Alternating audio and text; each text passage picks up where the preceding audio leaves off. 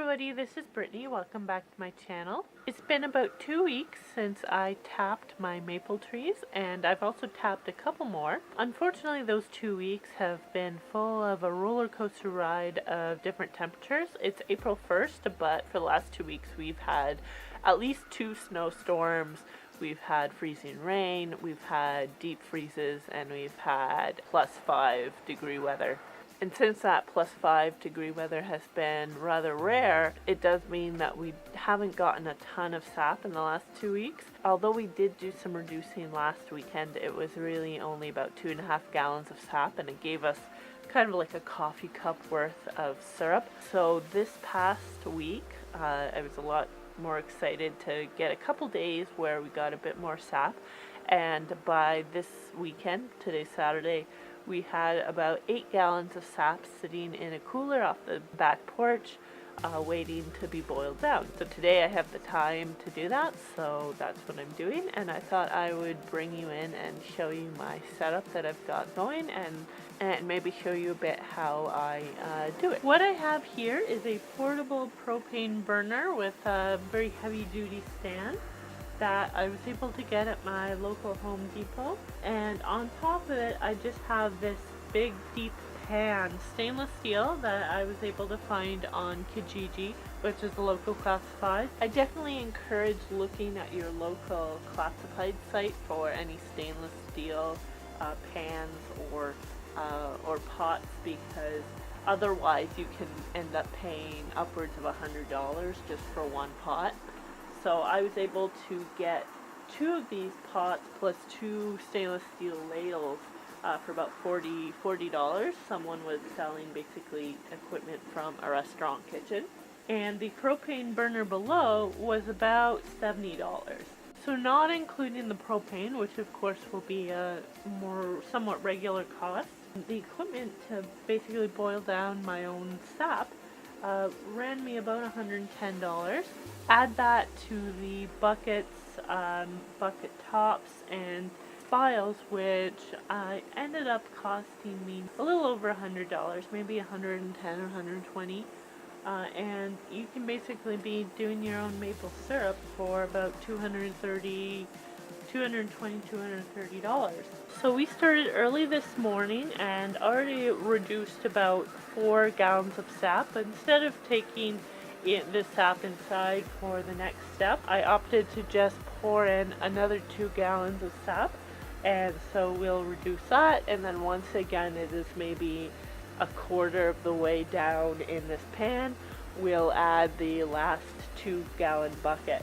I brought you in close because I wanted to just show you something that I've been doing as the sap has been reducing. You can see some of the foam on top. You want to remove that because it's sort of impurities in the sap. So I just skim it off with a strainer here, flick it out to the snow.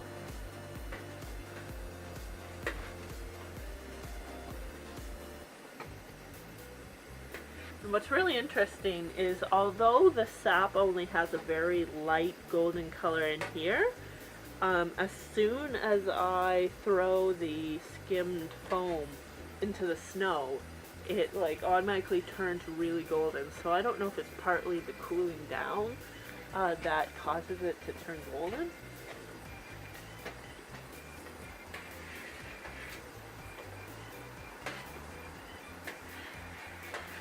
So I've kind of done all that I can in collecting that foam. There's some along the edge, but I'm just going to leave that. So I just wanted to take a moment to show you how it has reduced.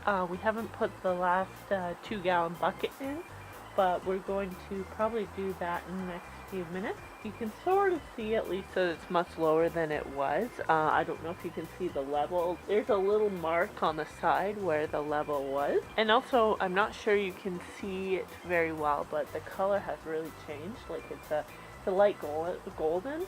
It's still nowhere near the color of syrup, of course, but it definitely has changed color. So I'll go ahead and pack up the camera just because it will be easier to pour in the extra sap that way, but once I end up bringing it in into the house to finish off, I'll definitely film a bit of that. So after it reached a certain level in the pan, we brought inside to this slow cooker and basically used a coffee filter to filter the concentrated sap. While it's not absolutely necessary to do that, it does get rid of some of the sediment that can kind of cloud up your maple syrup and make it look sort of unappealing, which to me, because I'm a little bit of a germaphobe, seeing any kind of sediment and something that I'm eating kind of grosses me out. Some stores have these specialty filters that are basically these big cones that people use to filter. I used a very low-tech version where I took this colander right here and basically put a coffee filter sort of in it, and then kind of held it over and poured in all the syrup, or all the sap. And it took a while to kind of get it all through, but we also got rid of a lot of sediment. So as you can see, it's pretty much filled the slow cooker to the top.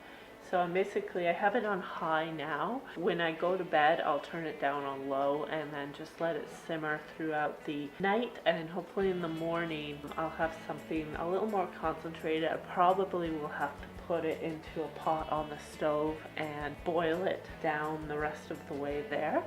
But this is just a nice kind of low maintenance way of doing it. So there you have it. That's my method for boiling down my sap. If you're interested in seeing how much syrup I end up getting, I'll probably be posting a photo on my Instagram, Brittany_Dane. If you're interested in the spelling, I will include it in the description down below. If you like this video, please give it a thumbs up. If you'd like to see more of my stuff, please hit that subscribe button. And if you think that anyone else would find this interesting, please share it with your friends.